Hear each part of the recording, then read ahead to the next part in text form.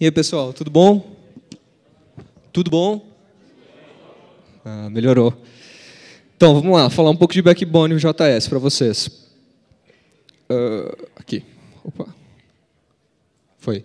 Então, meu nome é Giancarlo Emer, eu tenho um blog pessoal que é o jcemer.com. Vocês encontram artigos meus no Tables, enfim, no GitHub com esse nickname também. Estou por aí na internet. Eu trabalho numa empresa chamada CodeMiner. A gente é uma empresa com sede aqui em São Paulo e eu trabalho no escritório lá de Porto Alegre. A gente é uma consultoria, trabalha com projetos geralmente com metodologias ágeis e etc.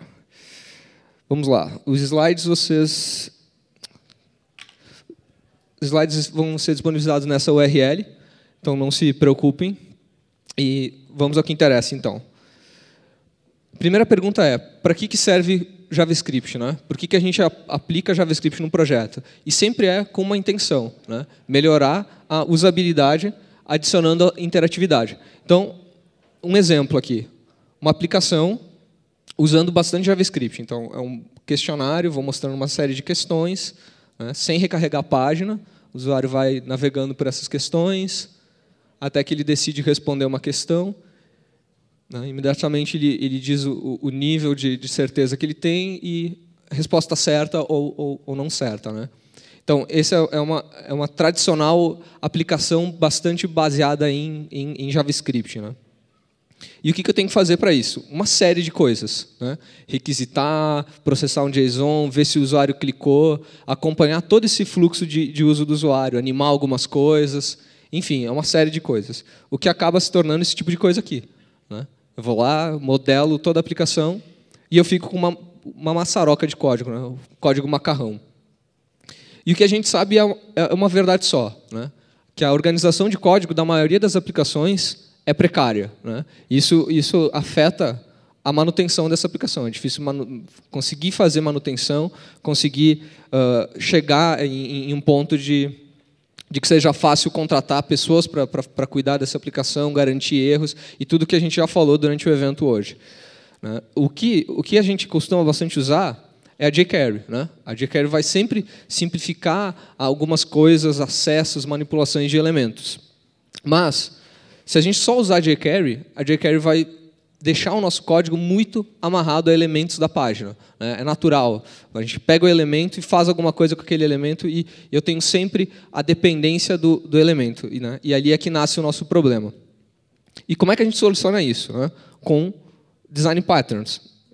E o que são design patterns? São soluções conhecidas e documentadas para algum problema. Né? Provavelmente o problema que você já enfrentou, alguém que está enfrentando, alguém já enfrentou e já chegou a alguma solução. E isso aqui que é um design pattern. No fim, o que esse cara vai facilitar? Ele vai facilitar a manutenção do teu código, o reuso dele, e principalmente, por ele ter abstrações que o programador vai identificar muito facilmente, vai facilitar a leitura desse código. Né? Então, o que a gente precisa para construir aplicações? É conhecer diferentes soluções de um problema para conseguir atender cada um dos problemas da melhor maneira possível e, assim, né, fazer aplicações mais organizadas e melhores.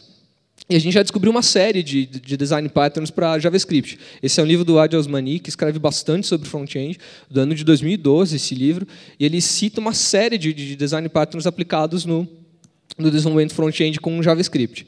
Um desses patterns é o pattern do MVC, né, que é um pattern bastante antigo, lá nos anos 70, 80, ainda do Smalltalk, que foi redescoberto depois com o tempo, né, por frameworks que nem o Zend, Ruby on Rails, acabam aplicando esse pattern, e até que a gente chegou num ponto de olhar para esse pattern e ver que ele pode fazer sentido no desenvolvimento front-end. Então, a gente já tem alguns frameworks e bibliotecas que aplicam a uma variação desse pattern. Né? Você já deve ouvido falar de AngularJS, Ember.js, Knockout, enfim. E um dos frameworks, uma das libs que aplica esse design pattern é o Backbone. Né? Então, é isso que a gente vai falar é o assunto que a gente vai falar aqui hoje. Então, o que é o Backbone? Né? Ele é uma biblioteca bem pequena para poder organizar melhor e separar os interesses da sua aplicação, ou seja, organizar o teu código. O bom disso é que ela é bastante madura, popular e já foi usada em aplicações extremamente complexas, né? Por exemplo, essa aplicação que eu mostrei no início dos slides, da apresentação é uma aplicação que foi feita usando Backbone. Então, qualquer aplicação que vocês imaginam pode ser bem feita com Backbone. Em especial, porque a gente está falando num evento de WordPress sobre o Backbone, é que o Backbone foi introduzido no core do WordPress desde a versão 3.5. Então, a tendência é que todo o código JavaScript do core do Backbone seja evoluído, do WordPress seja evoluído para Backbone. E qual é que é a visão que se tem disso, né? Esse é um artigo que foi publicado logo que o WordPress adotou o Backbone como uma escolha, e a visão desse autor, do Jason, foi que, legal, agora o WordPress está evoluindo para um status, para um patamar que vai ser legal construir aplicações de verdade nele, né? Ele está amadurecendo a esse nível, né? Então, é uma coisa bem significativa essa adoção. Estrutura do Backbone.js, para vocês começarem a entender o que a gente está falando, cada um dos pontos lá. O que o Backbone te propõe? Ele te propõe models, collections, views e uma série de outros recursos que a gente vai ver a partir de agora. O que é importante vocês terem em mente o conceito do model e das views. Vamos começar a ver os models, então. Para que serve o model que o Backbone propõe? O que vai ser isso? Ele vai ser o cara que vai armazenar todos os dados da minha aplicação. A partir de agora, todo dado que eu tiver no front-end, ele vai ficar num model. E aí, como é que eu defino isso, né? Eu vou lá, defino backbone.model, esse cara vira um construtor, né? Todas as questões vão ficar armazenadas nesse cara a partir disso.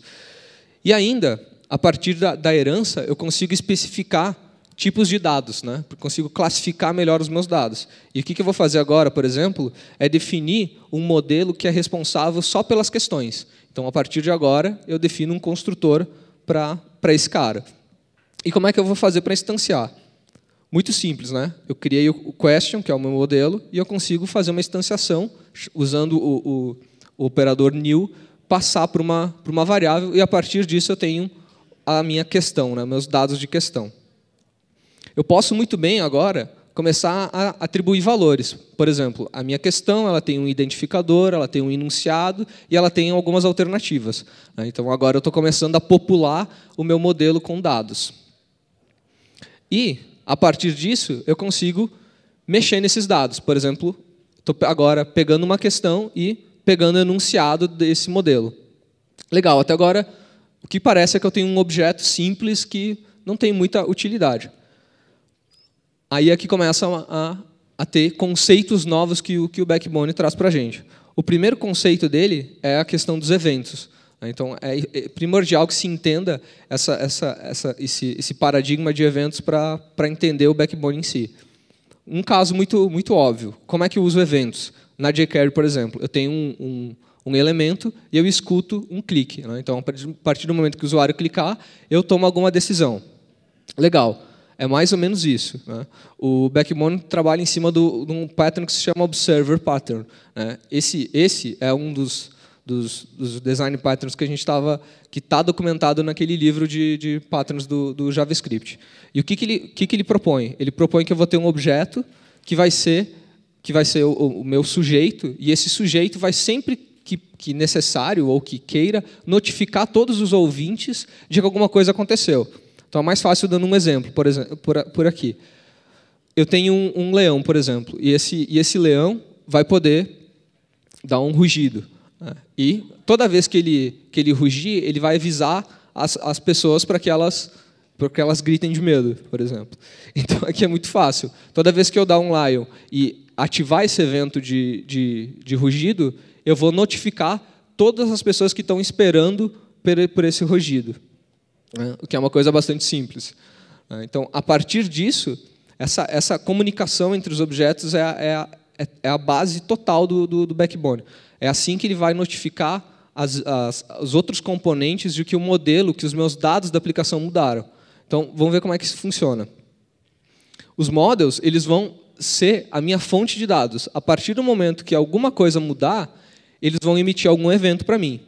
Então, se eu pegar a minha questão e dar um set de enunciado dela, mudar o enunciado, o meu model automaticamente vai disparar dois eventos, dizendo que o enunciado mudou e dizendo que houve uma mudança. E, a partir disso, eu vou poder monitorar esse meu modelo. Então, essa é a intenção, é para isso que a gente acaba guardando os dados dentro de um modelo, para poder monitorar ele. E a gente teve de manhã uma palestra sobre API REST. Muita gente perguntou, como é que eu uso isso? Para que isso tem valor? Para esse tipo de coisa. A partir do momento que eu tenho um modelo que pode se comunicar com uma API REST, eu consigo armazenar dados nele e salvar, persistir os dados dele através dessa API. Então, começando num exemplo bem simples. Agora eu estava falando das questões, me volto para as respostas.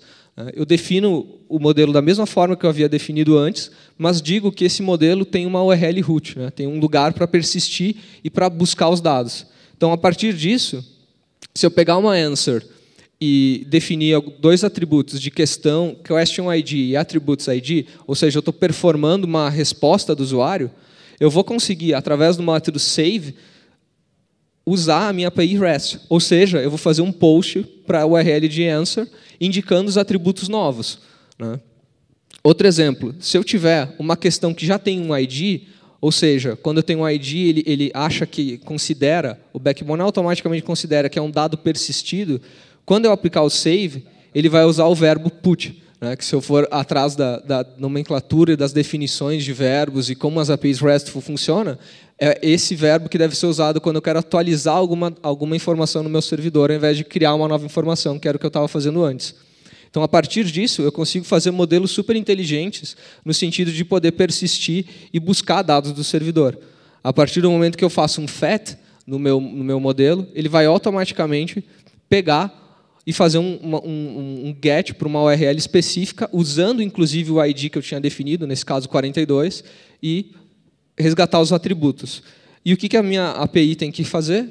Só retornar JSON. Então, a partir do momento que ele retorna JSON, esses dados vão ser automaticamente atrelados ao meu modelo. E mais legal ainda, por eu estar usando o Observer Pattern, toda vez que isso acontecer, todo mundo que espera alguma modificação no meu modelo vai ser notificado. Todo o backbone é baseado em eventos. A última coisa que falta é delete. Eu posso também, através do meu modelo, aplicar um delete, e ele vai fazer um verbo delete, uma requisição de delete para a minha URL de answer com o ID lá definido. Então, um review rápido do que são os modelos. Os modelos eles servem para armazenar os dados da minha aplicação, eles notificam todos os ouvintes a respeito de alguma mudança, e eles são sincronizáveis muito facilmente com o servidor, que é o que a gente viu agora a seguir. Legal. Collections. Esse é um conceito novo que, se eu for pegar o MVC do jeito que ele for definido, ele não existe. Para que serve uma collection, então? Ela é uma coleção de models, por mais óbvio que possa parecer. Então, o que eu digo? Eu digo que eu tenho um construtor, de novo, e que esse construtor de coleção ele é responsável por armazenar um modelo do tipo questão. Então, eu tenho um construtor da coleção de questões. E o que acontece? Para que eu vou usar isso? Porque a gente tem um problema, que se eu for pensar no back-end, eu posso acessar meu banco de dados várias vezes. Eu não tenho um custo tão grande. Agora, se eu tivesse uma coleção de 40 questões para mostrar para o usuário, e eu tivesse que fazer uma requisição para cada uma, poxa, eu ia onerar bastante. O HTTP não é tão performático quanto fazer uma chamada direto para o meu banco de dados quando eu estou falando de uma aplicação back-end. Então, as coleções, na verdade, elas têm muito essa característica, de poder resgatar bastante informação do servidor de uma única vez. E, por sequência, como é que eu faço isso? Eu acabo definindo uma URL, nesse caso a questions, e ele vai, de novo, funcionar que nem os models, fazendo uma requisição, só que, dessa vez, ao invés de receber um único JSON de atributos, ele vai esperar um array de JSONs, cada um dos models responsáveis por aquela collection. E depois, muito fácil, eu vou poder fazer um get dentro da coleção baseado nos IDs dos meus models. Então, eu vou poder consultar os dados, os modelos que são armazenados naquela coleção. E uma coisa importante na sequência, é falar de uma biblioteca que é a dependência do Backbone, foi feita pelo mesmo criador, que é a _JS. E o que a _JS faz? Ela é uma biblioteca que é uma série armazena uma série de funções que facilitam a gente poder usar o JavaScript num paradigma mais funcional do que a gente costuma usar. E uma das coisas que ela fornece é uma série de funções para eu operar coleções. Então, a partir de agora, como eu tenho uma coleção do Backbone, eu vou poder iterar sobre cada um dos itens dessa coleção de uma maneira muito fácil, através de um for each.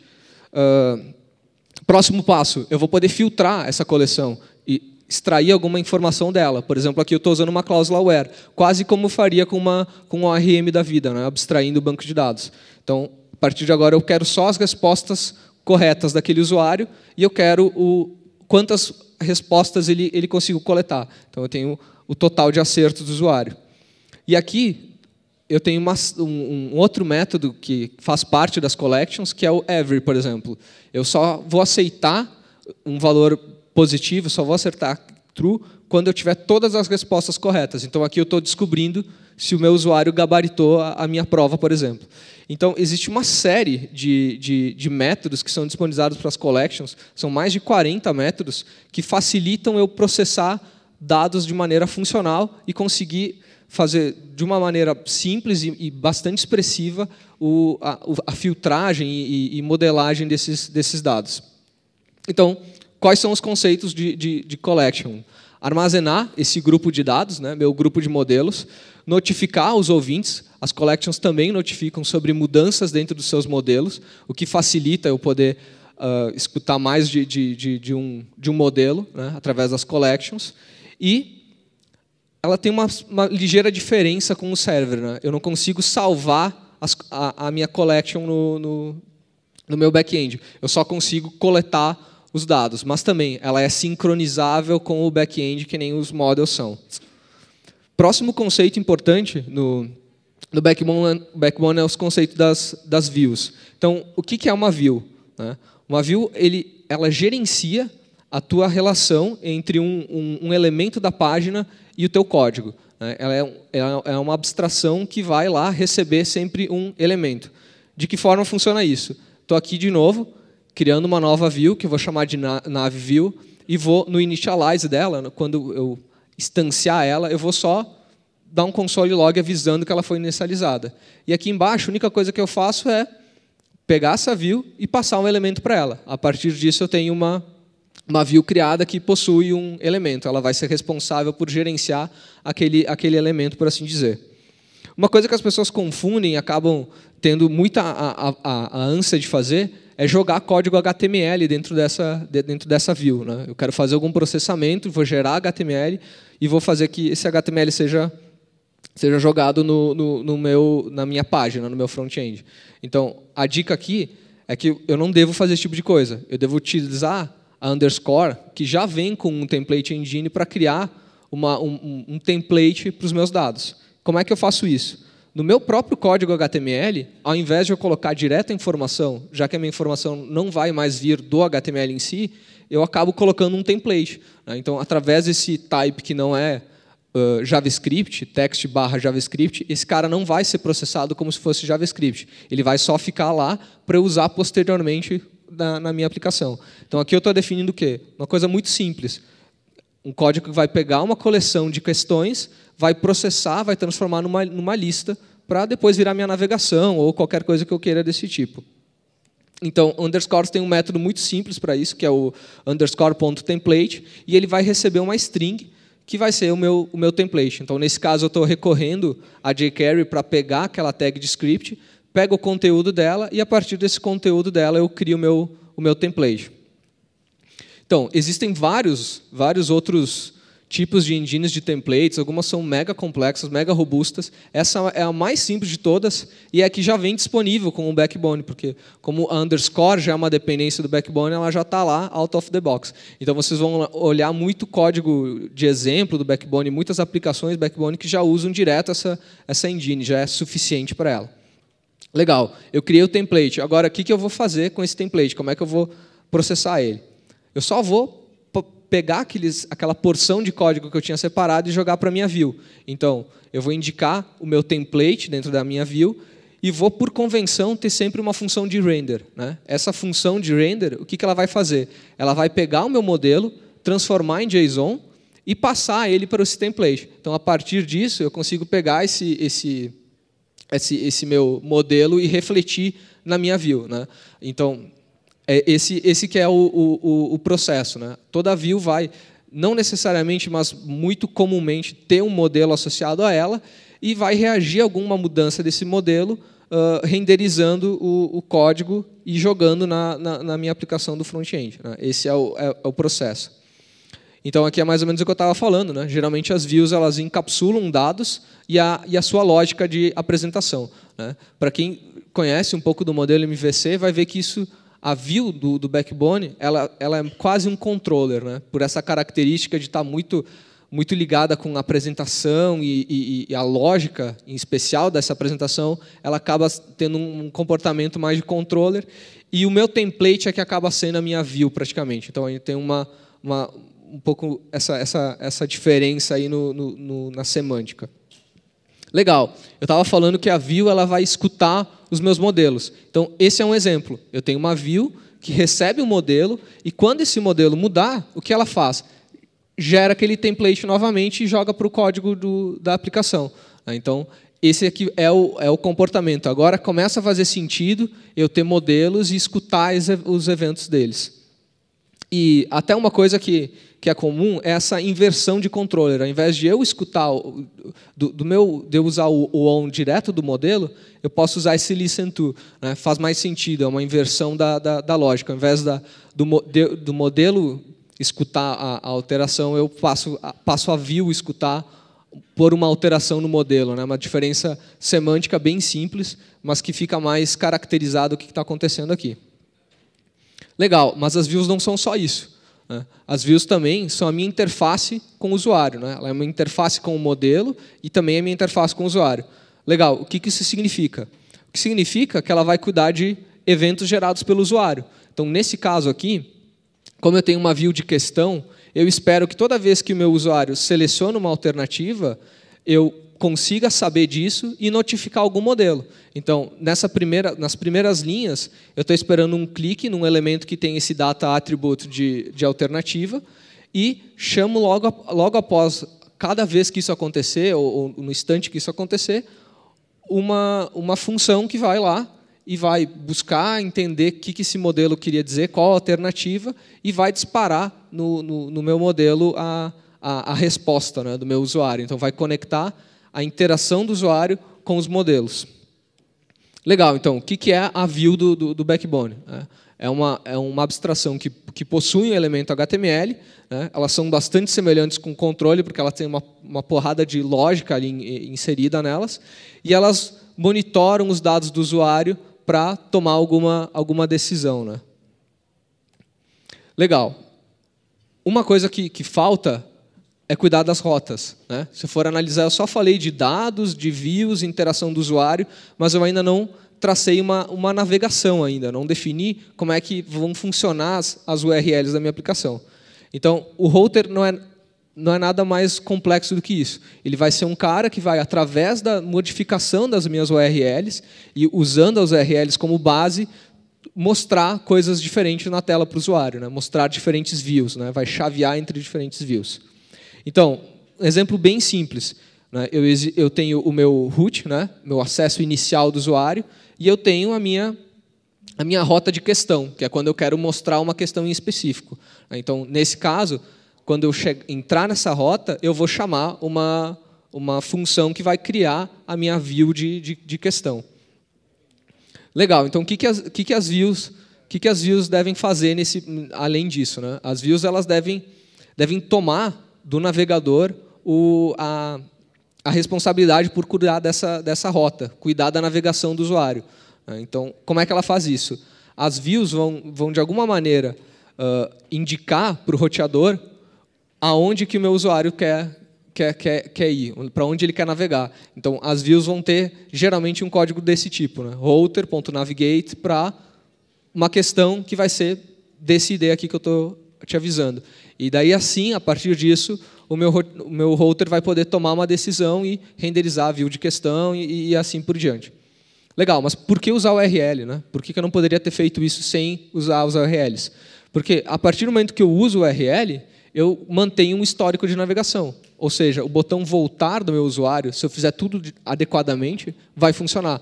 E isso é uma coisa muito legal quando eu estou falando de aplicações. Porque eu quero que o usuário fique numa única tela, navegue nessa tela, mas ele avançou, ele fez alguma coisa, ele chegou numa questão, ele respondeu uma questão, ele foi para uma outra questão, foi para uma outra lista de exercícios. Enfim, existe um histórico de navegação envolvido. Então, através do router, eu consigo criar esse histórico de navegação e não transparecer para o usuário que ele está numa aplicação que está gerenciando as rotas por ele, assim, né? Gerenciando as URLs por ele. Legal. Uma coisa importante é que toda URL que eu defini naquele router e que o meu backbone for baseado, ela deve também ser respondida pelo servidor. Estranho isso, mas o que eu quero dizer? Se o meu usuário dá F5, ele estiver navegando, ele formou uma rota pelo backbone e ele dá F5, ele vai bater direto no servidor, ele não vai passar pelo backbone, ele vai fazer uma requisição direta. E essa requisição, ela vai ter que responder o mesmo conteúdo que o backbone teria respondido. Então, esse é um cuidado que eu tenho que fazer uma aplicação toda baseada em backbone usando rotas. Eu vou sempre ter que fazer o meu servidor continuar respondendo a uma navegação tradicional. Isso é uma coisa que as pessoas acabam falhando. Se eu for dar um F5 nesses casos, o meu usuário vai dizer page not found. Ele não vai ter encontrado a questão daquele número. Legal, para que os routers servem? Para gerenciar as rotas. Simples assim, vai tomar todas as decisões baseadas em rotas, também emitindo eventos, assim como as views e os routers, e os modelos. Certo, mas e o WordPress? Como é que eu faço coisas desse tipo em WordPress? Se eu for lembrar da palestra anterior, o WordPress.com já tem uma REST API, que é aquele plugin que estava sendo desenvolvido, que vai acabar sendo incluído no core. Então, a partir dessas REST API, eu já tenho um JSON. E o JSON é o que eu preciso para criar os meus modelos. Então, a partir disso, eu já consigo construir uma aplicação. Só consumindo essa API do WordPress.com, eu já consigo fazer uma aplicação e criar posts e etc. A conclusão que eu chego é que eu posso usar o Backbone nesses meus temas. E já existem alguns temas que são totalmente calcados em Backbone. Esse aqui é um exemplo. Se vocês tá ruim para ver, mas vocês vão ver que a URL vai mudando. Ele só está carregando aquele miolo. Ele não está carregando a página a cada acesso. Então a navegação é muito mais rápida e muito menos onerosa, porque eu não estou carregando CSS de novo, não estou carregando JavaScript de novo. Eu só estou carregando um JSON, que é a representação do meu post. Um outro exemplo, um outro tema que faz a mesma coisa. E esse até ele bota um loadzinho, bota uma animação. Então, eu posso usar o Backbone só consumindo essa API. E a mensagem que fica é que vocês podem usar isso de qualquer maneira. Descobrindo as APIs RESTs, criando os modelos, criando as views, criando os routers, e podem desenvolver o que vocês quiserem com base nisso. E era isso que eu tinha mostrado para vocês hoje.